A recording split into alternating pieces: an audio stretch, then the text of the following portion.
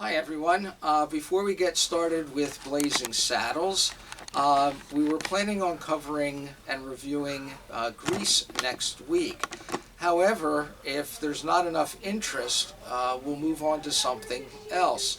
So please let us know in the comments section whether or not you would be interested in hearing our thoughts on the movie Grease.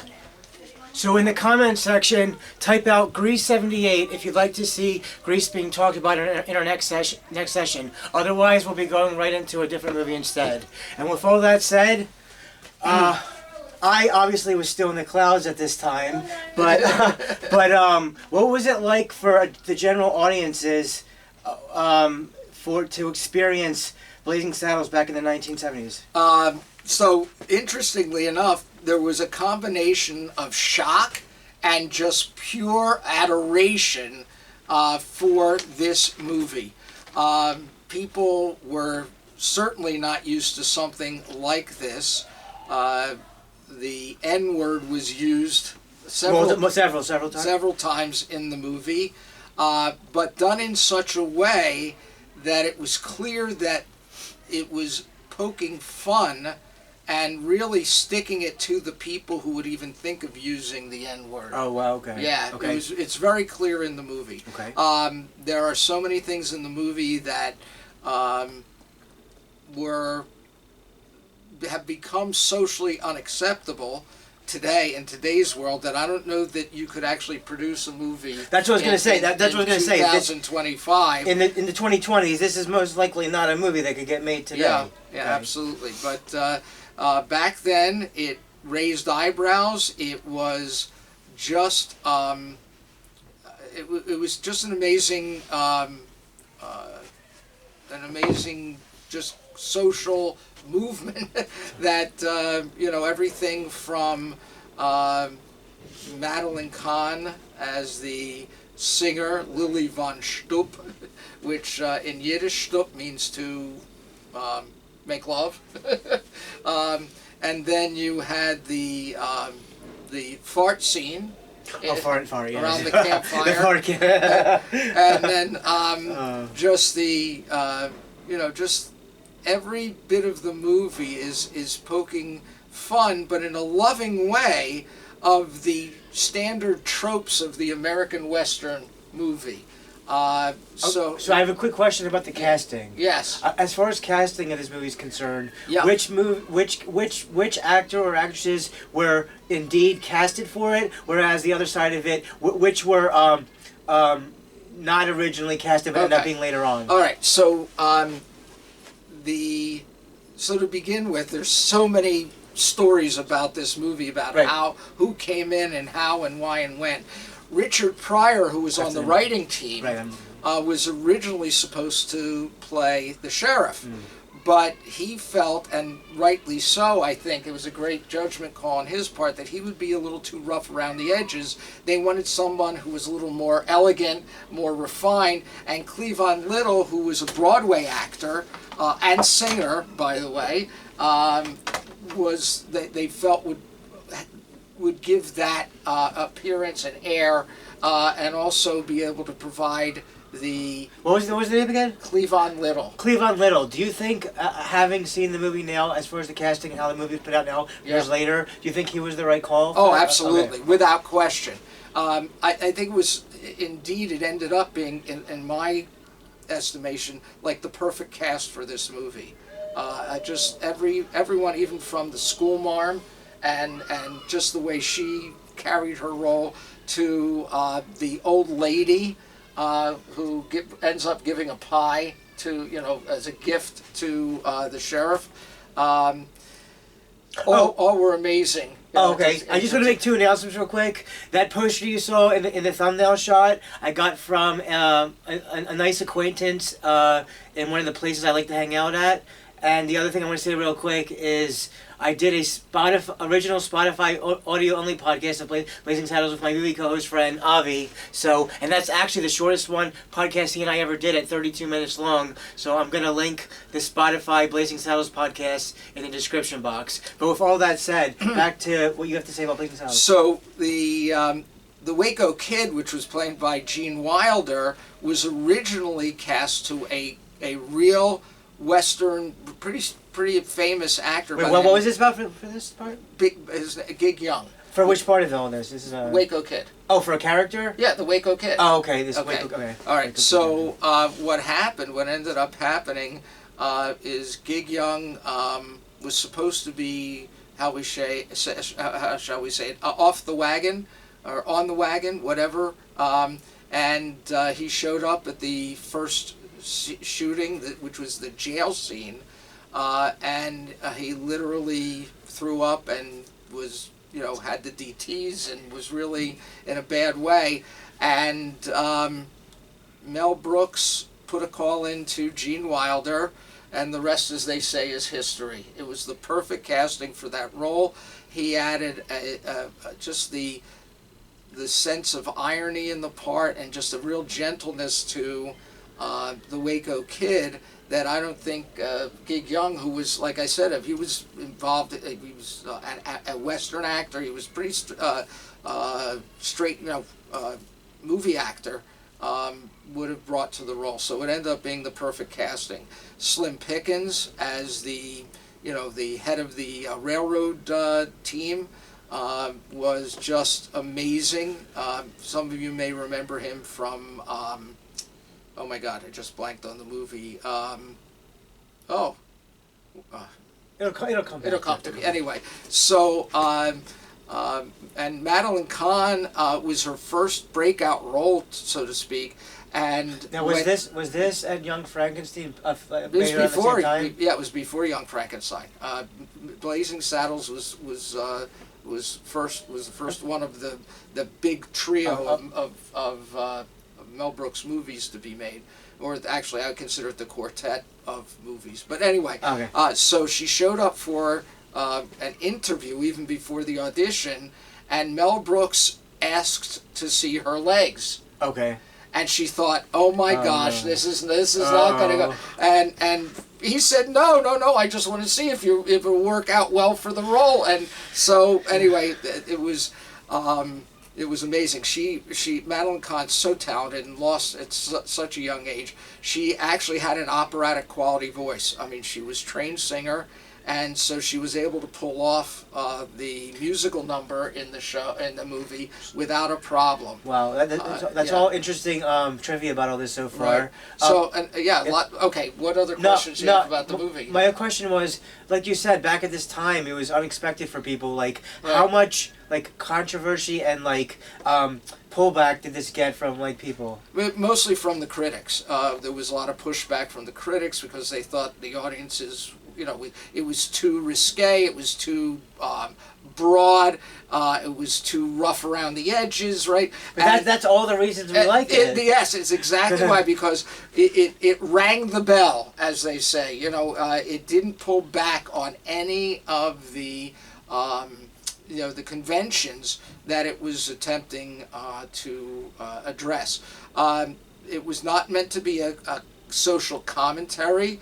Mel Brooks wanted to make a parody of Westerns that also honored the Westerns. He wasn't trying to make fun of them, just sort of poke a little bit at it, and the whole, like I said, the whole fart scene, it's like we always saw it in the old movies where they'd be gathering around the campfire and they'd all be eating beans, right? And nothing, right? And he said, wait a second, how can you possibly be eating beans and not get Right, gas? exactly. Yeah. Was there any movie or television show before this that even tried to attempt doing that farting type of thing? Or is that No. This is the very first time? Yeah, really. That was the first time that was ever in Okay. really like that in a movie. Nice. So there were so many character traits. Alex Karras, right, football player, and he just went right into that role very easily. Actually, I'm sorry. Alex Karras was a football player. Oh, which person are we talking about now? Mongo. Oh, okay. Mongo. All right. Okay, So actually, Alex Karras is, I think, his first ever acting role. I should say his first non-football acting role was in a MASH episode.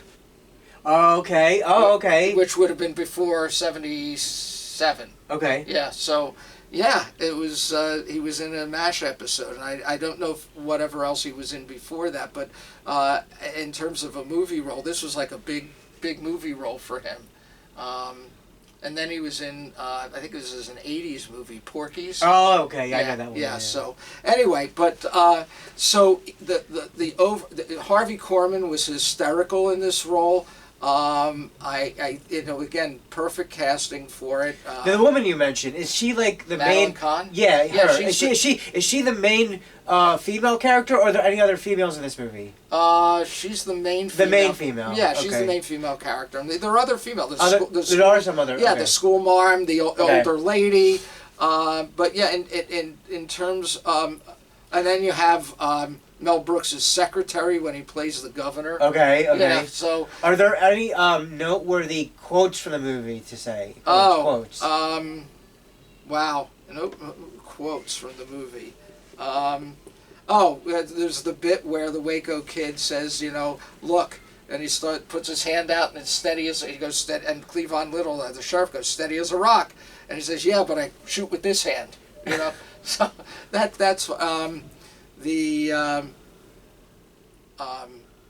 but in terms of like memorable quotes, like quotes that have lasted, like for instance, "May the Force be with you." There's nothing like that in this. Which was yesterday, by the way. Right, May the 4th. Yeah, May the 4th. Yeah. But May the Force be with you. The Star Wars line. Yeah. That has certainly superseded all time Right. in terms of memorable, Right. but not. There's no real, memorable quotes. Not too memorable. Yeah, okay. that. What would you say more about the story aspect? Does this even have a plot or story to it? Oh yeah. So the whole idea is that the town is looking for a sheriff. They send because Harvey Korman's character, Hedley Lamar, that's Hedley, not Hetty, right? Hedley Lamar is a corrupt official, and he is in cahoots with the railroad tycoons, and they want to move the railroad through the town of Rockridge. And so, the sheriff comes along, gets involved, and helps prevent this from happening. Okay. And so that's your essential plot line. Okay.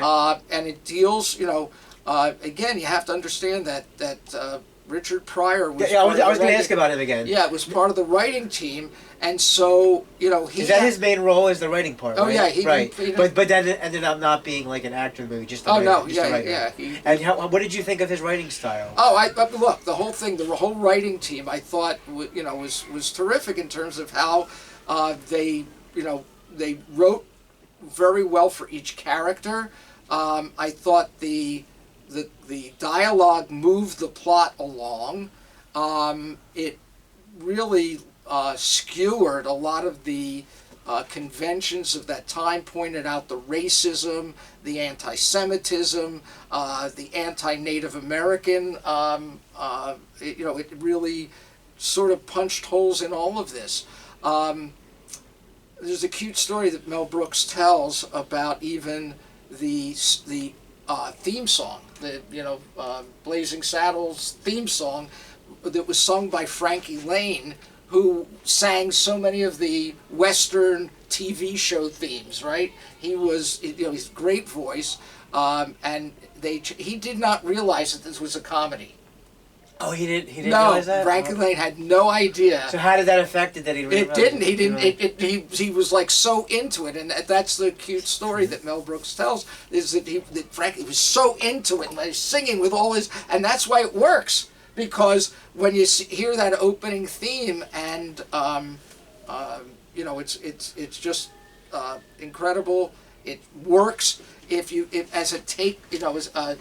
take it by itself, it works. It could work for any Western, right? It didn't, not just for this, because So you're saying, you said earlier, this is more like not to be attacking against Westerns and stuff, but more like to be more right. It was a love song, so to speak. That Mel Brooks, and I think that's why the parody, Young Frankenstein. I think.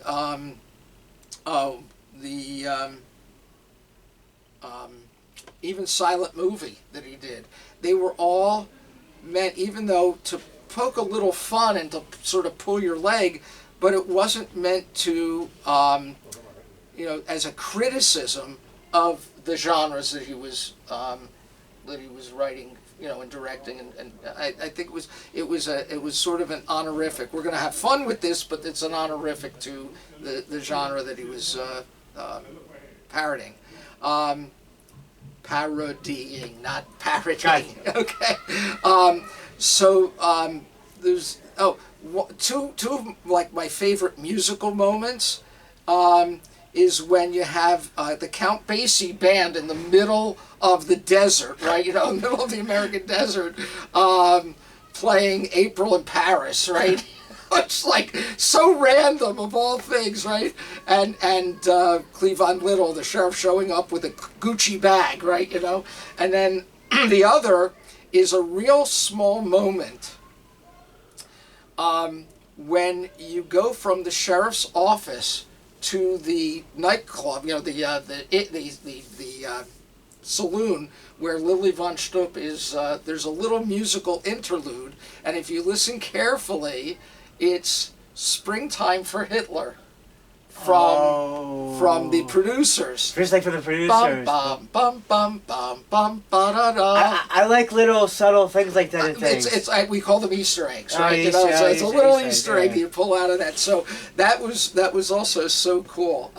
And because it's played with like that player piano sound from old sort of out of tune saloon piano.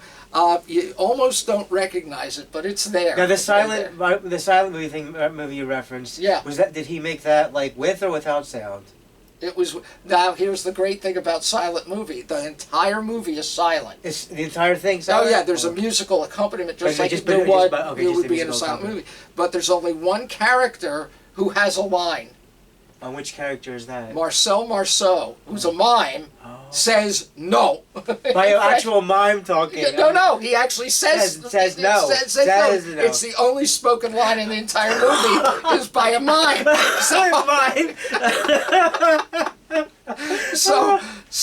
I love the fact that it not just with Blazing Saddles, and that was really the first of all of it, is Mel Brooks always has a little wink, a little nod and a wink that I'm hoping you get this, but a little joke within a joke all the time. For instance, as the Indian chief or Native American chief, Mel Brooks speaks in Yiddish, right? Oh, Yiddish. Okay, so it's like... Now the jokes within a joke, does that include or not include the Easter eggs? Yeah, that's what I mean by the Easter eggs. Gotcha. Yeah, it's those little things inside that you just find, and they're beautiful to find, and every time you watch the movie you find another one,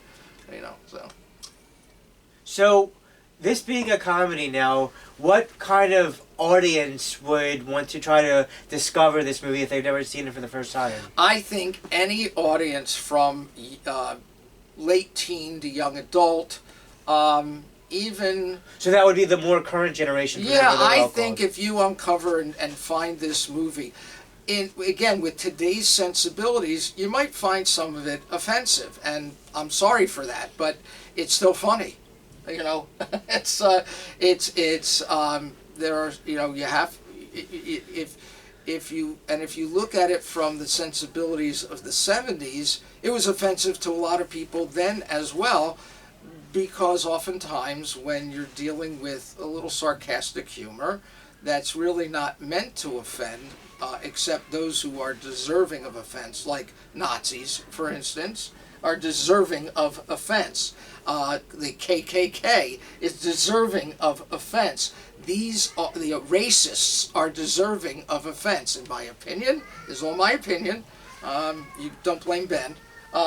But all these people are worthy of being offended in some way, Right, and exactly. Mel Brooks does that. I mean, even if you go back to the movie The Producers, and the whole thing is about producing the show Springtime for Hitler. It's meant to poke fun at Hitler and the Nazi regime.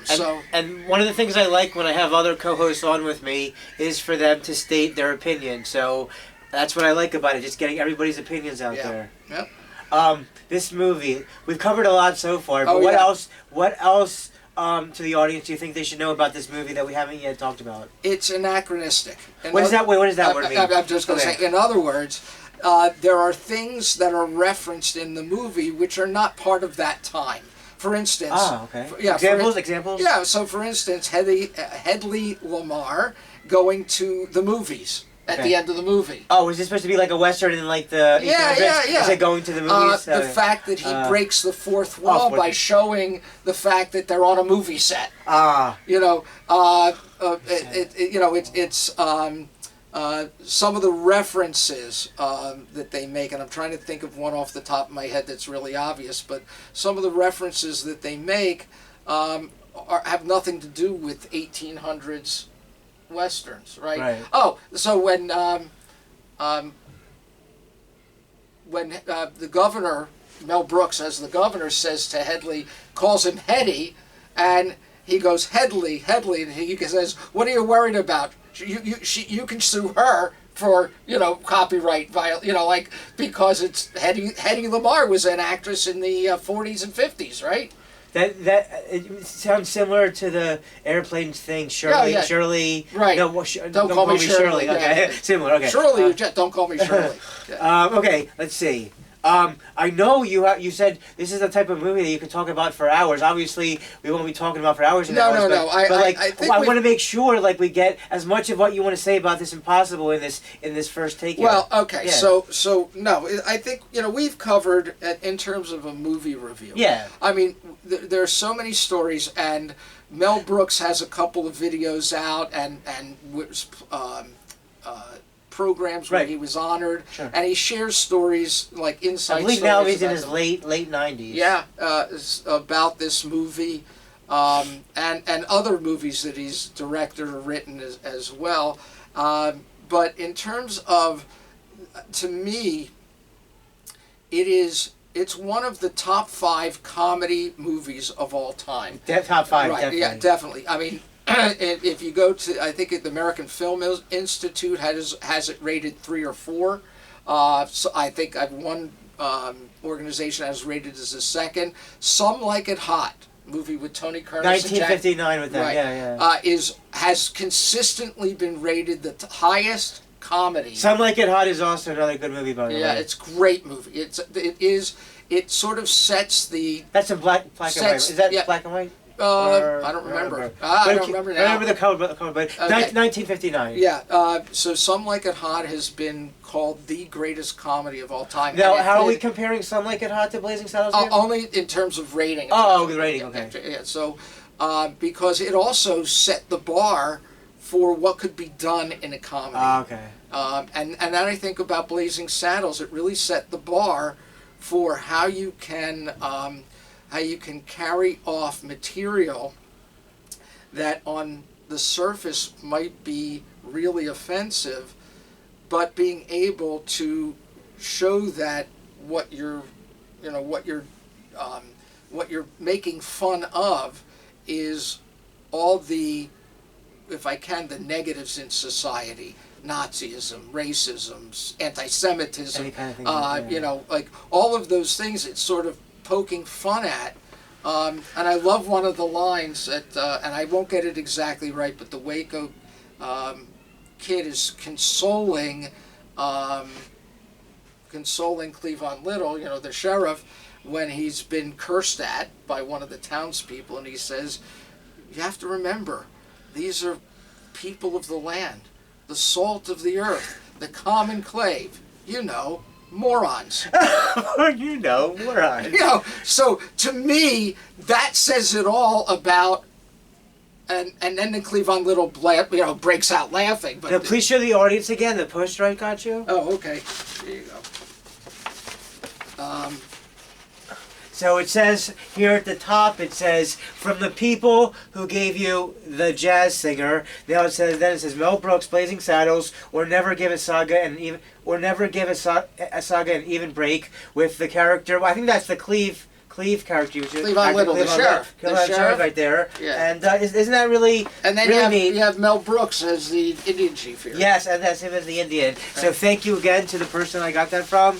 And yeah, you said you've had in your mind hours and hours of things to talk about this. We're going to try to. I think this is No, I think this is one off as a I remember we don't want to overkill. Right. We don't want an overkill here. But I really recommend the movie highly. I really recommend the movie, especially to people who, if you just need a good laugh. Really, ultimately, that's what this is about. Laughing, the yes. Gags in the movie, you may recognize some of the, as I use the word, tropes in this movie because they've been used over and over again since then. But Mel Brooks often started it. Yeah. And by that way, in so many ways, and that made it so inventive and creative. Yeah, absolutely. Awesome. Yeah. So you would most likely say 5 out of 5 stars. 5 out of 5 stars. 5 out of 5 stars. A plus. A plus. The acting, the actors. How they did with the acting. How was the acting? It's hard for me to imagine Harvey Korman because I had seen him on the Carol Burnett show, for so long. It's hard for me to see Harvey Korman as the character, but he was. He really was. Every actor just embraced their roles. You'll recognize some of the actors in the movie, as being in some other more serious roles and other comedies that. They were so, again, just like we talked about in One Flew Over the Cuckoo's Nest, some very young actors who became really famous after that movie. Speaking of which, since we talked about Mel Brooks as someone as the Indian character in This Blazing Saddles, we also spoke about an Indian character in One Flew Over the Cuckoo's Nest as well. Right. If you want to catch that, if you haven't seen that one yet. Right. And then, it's totally different. Right. Totally different things. But in terms of watchability, if it's your first time watching Blazing Saddles, you just can't stop watching. And that, to me, you don't realize that, oh my gosh, the movie's over. And that's really... And it had like a relatively short runtime. It was like not that long. No, it wasn't a long movie. No, it wasn't long. It's extremely watchable when you're especially if you're sad or something. It definitely gets you laughing about everything. Yeah, and really, there will be times during you will drop your jaw in shock that they actually said some things in the movie as part of the written dialogue, and then there are other times where you will just laugh out loud from this movie, and just the way it's. So it sounds like from us talking like this, you were able to say so much stuff about it in the one video. It's not going to need. We're not going to need more. No. That's fine. So knowing all that, guys, if you guys enjoyed this, smack that like button, and if you guys want us to cover Grease 78, Grease the musical next, write that Grease 78 in the comment section down below. If there's not enough enthusiastic interest for Grease, then we're going to jump to a different movie instead. Right. And, And one of my other favorite movies of all time. Oh, for the 1979 one? Yeah. That's why we might be doing that one next, right. If there's not enough interest for But Grease. I'm not going to tell you. That's the teaser. That's the teaser. That's the teaser for that. So, support your local... the teaser, I like that. Support your local movie theater, in our case, AMC. For an amazing, incredible experience like no other, with a community of strangers, to see a cinematic experience from a bunch of directors and really, really well entertaining actors. Why? Because streaming movies online at home is just not the same thing at all. It's streaming at home. I personally like physical media myself. But with all that said, thanks if you made it this far, and everybody dance and have a good time. This is friend and co-host Rabbi and Millennial Man Motions Entertainment, LLC, signing out till something coming up. To quote somebody else, see you at the movies. Oh yeah, and see you at the movies.